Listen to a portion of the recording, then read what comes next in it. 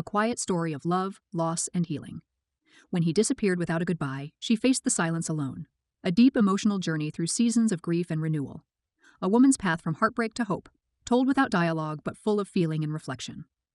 The morning sun spilled through the cracks in the blinds, painting the hardwood floor with streaks of gold. Hajin sat by the windowsill, a cup of untouched coffee growing cold between her fingers. The city outside stirred with its usual rhythm, cars moving in sluggish procession, pedestrians bundled in coats and scarves navigating the narrowing sidewalks, shop doors opening to the promise of another routine day. But within her apartment, time seemed to stall. The sounds of life barely touched her, dulled by the heaviness pressing against her chest.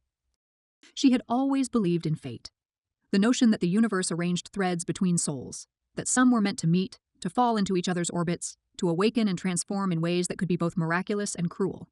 She had clung to that belief the way one might cling to the warmth of a candle on a dark night. But now, that belief felt threadbare, hollow, as if fate had once teased her with the sweetness of certainty, only to retreat, laughing silently while she stumbled through the aftermath. The scent of freshly baked bread curled up from the bakery downstairs, filling the air with something almost tender. There had been a time when that smell wrapped around her like comfort. She could still picture him. Song Min is standing in the doorway with 2 pastries in hand, that familiar grin lighting up his face. He used to act like each morning held the promise of magic, as though a croissant really could chase away the weight of a difficult day. He believed in the charm of small rituals, in the way little things built the foundation of something lasting. Now, those memories arrived like ghosts, not loud or terrifying, but quiet and persistent. They filled her apartment in the way light did, soft at first, then overwhelming once she noticed how much space they occupied. His absence didn't just echo in the empty half of the bed or in the silence of their once lively kitchen. It lingered in the way she no longer reached for 2 cups in the morning. The toothbrush is untouched in the holder. In the photos she had turned face down on the bookshelf, too afraid to look, yet unable to throw them away. Song Min had been the kind of man whose presence could still a crowded room. Not because he was loud or commanding, but because he was present in a way few people were. He had this quiet intensity, a patience that made every conversation feel deliberate. When he listened, he truly listened not just to the words but to the pauses between them, to the unspoken things she hadn't yet figured out how to express. His eyes always seemed to search for the truth beneath what she said. And for a time, it had felt like they were suspended in something pure. They built a life that didn't need grand gestures.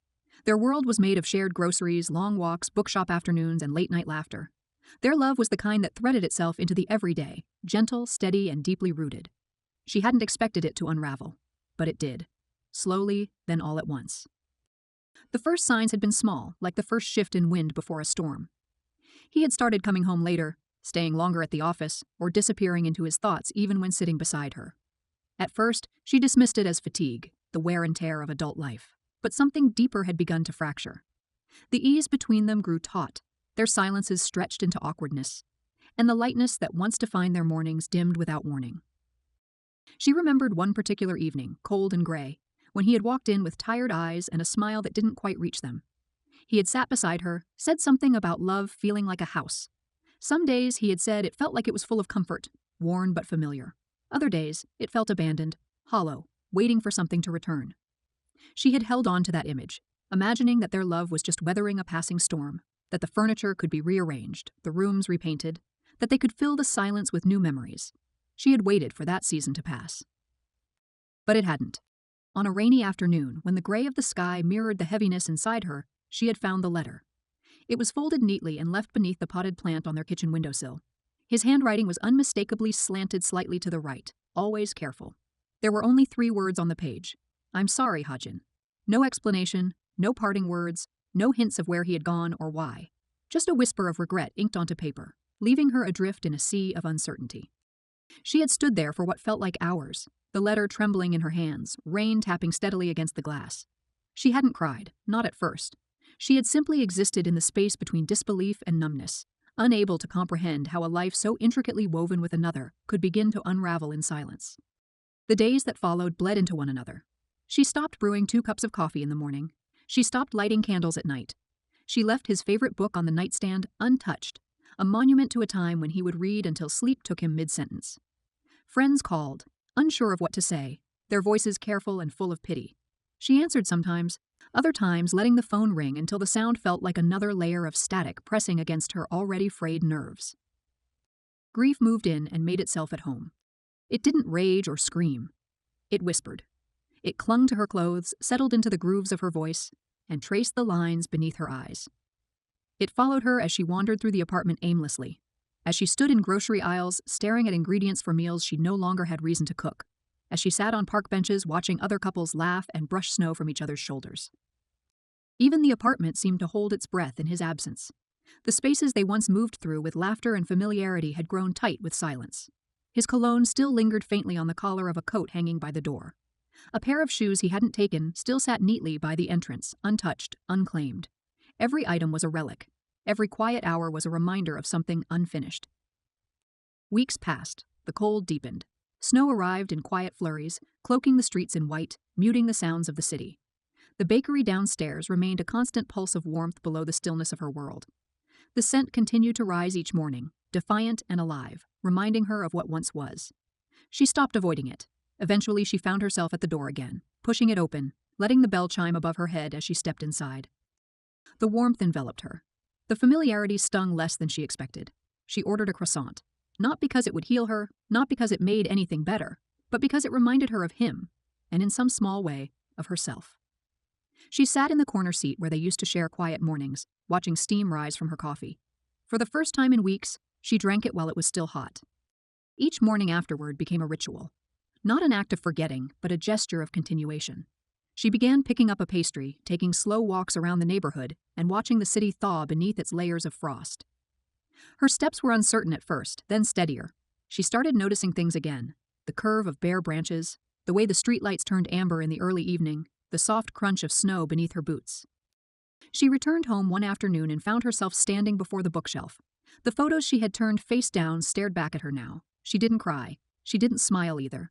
She simply held them, one by one, letting the images speak without protest. A beach trip, a shared birthday cake, their first apartment. None of them asked her to move on. They simply reminded her that she had once been someone who loved deeply. That was enough. Fate, she began to think, was not a promise of permanence.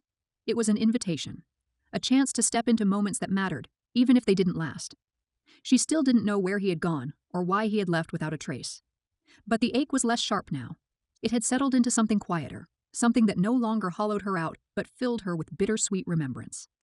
The seasons moved forward, indifferent to the pace of her healing. Snow began to recede under the gentler warmth of late winter sun, revealing the scars of the city beneath the wet cracks in the pavement, the scattered debris of another year ending. Hajin watched it all from her windowsill, the cup in her hand now empty. She had begun to drink her coffee again, not for the comfort it promised, but for the way it marked the beginning of each day. Her apartment had slowly begun to change. The coat he left behind was no longer by the door. She had folded it neatly and placed it in the back of the closet, not as an act of closure, but as recognition that it no longer belonged to the present. The bed was no longer made with a vacant space. It was hers again, reclaimed in quiet rituals, fresh linens, a different pillowcase, a new book resting where his once had been. She did not rearrange her life to erase him. She simply allowed herself to take up space again. Outside, the world reawakened in bursts of color. The bakery below opened its windows, letting spring air mingle with the scent of bread. Cherry blossoms arrived, timid at first, then bold, scattering petals across sidewalks, clinging to car roofs, decorating the city with reminders of transience and return. Hajin walked beneath them each morning, her croissant in one hand, the other brushing against petals as they fell, soft as sighs. She began to notice the details again, the way shadows moved across old brick walls, the way strangers' laughter drifted out of open cafes, the sound of bicycles slicing through puddles left behind by spring rain.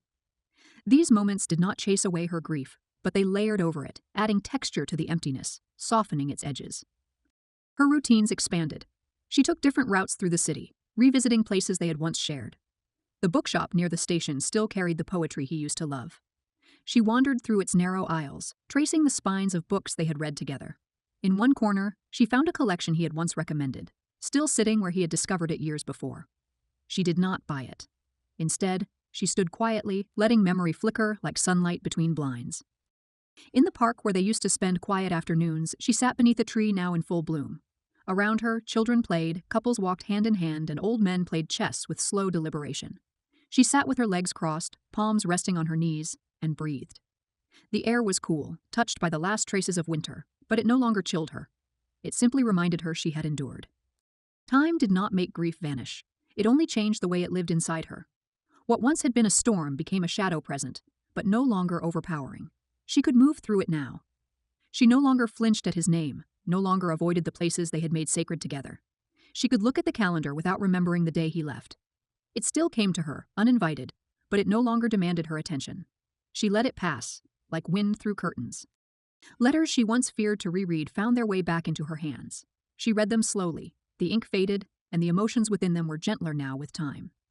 They spoke not only of love, but of lives intertwined through quiet understanding, of evenings filled with contentment, of laughter that never needed to be loud. These were the pieces she held on to not to relive them, but to honor them. They were fragments of a love that had existed fully, even if it did not remain. Her friends noticed the shift in her. The hollow tones of her voice grew fuller. She began to respond to messages more often, to meet for tea, and to ask questions instead of letting conversations drift by unanswered. They did not ask what had changed. Perhaps they knew. Perhaps they sensed that she had begun to return to herself, not with dramatic fanfare, but through the patient accumulation of quiet days. In time, she began writing again. Pages once filled with silence now held stories, some her own, some imagined. Her handwriting, once shaky, regained its rhythm. The pen moved with purpose, telling tales not of endings but of what could be found in the aftermath. Healing, she realized, was not a single event. It was a series of choices made every day, to get out of bed, to open the window, to greet the morning with something less than dread. She started keeping a small vase on the kitchen table. Each week, she filled it with different flowers, wild ones from the park and delicate ones from the florist. It was a simple act, but one that breathed color into the quiet corners of her home. She caught herself smiling once, noticing how the petals bent toward sunlight. She didn't stop the smile. The city, too, had changed. New shops appeared where old ones had stood. Streets had been repaved. Murals brightened previously bare walls. But beneath the changes, it remained familiar, its heartbeat steady, its rhythm unchanged. It had carried her grief without judgment, absorbing her sorrow into its vastness. Now it carried her hope, just as gently. She no longer sought meaning in every breeze, every coincidence, every fleeting resemblance to what once was. Instead, she allowed things to be what they were, small, transient, beautiful in their impermanence. The universe did not owe her clarity, but it had given her memories, and those were enough. On one late spring morning, she stepped outside and felt the sunlight settle on her skin like a quiet promise. The bakery bell chimed as she passed, and the scent of pastries followed her down the street. A breeze lifted the edges of her coat. She walked not to forget, but to remember without pain. The sidewalk beneath her feet bore the weight of countless steps, hers and others. Each day added to the story, weaving her small grief into the fabric of a city that never paused, never asked questions, only offered itself as backdrop and witness. She crossed the bridge they used to walk at dusk. The river below glistened, wide and moving steadily. The water carried everything forward, leaves, light, and fragments of reflection. She paused in the middle, letting the wind brush past her. The world did not demand anything of her in that moment. It simply existed. And so did she. Her hand rested on the railing, the metal warm beneath her palm. She closed her eyes and breathed in not the past, not the ache, but the air of this moment, whole and quiet. Somewhere behind her, a bicycle bell rang. Ahead, the road stretched wide, flanked by trees that would soon burst into summer green. Perhaps fate had never been about permanence. Perhaps it was about collisions of lives, of hearts, of moments meant to change us in ways we do not choose. Songmin had been one such moment, a season, a story she had lived fully, even if it did not last forever. That truth, once unbearable, now felt sacred. She stepped away from the railing and continued walking, not toward anything, not away from anything, but simply forward.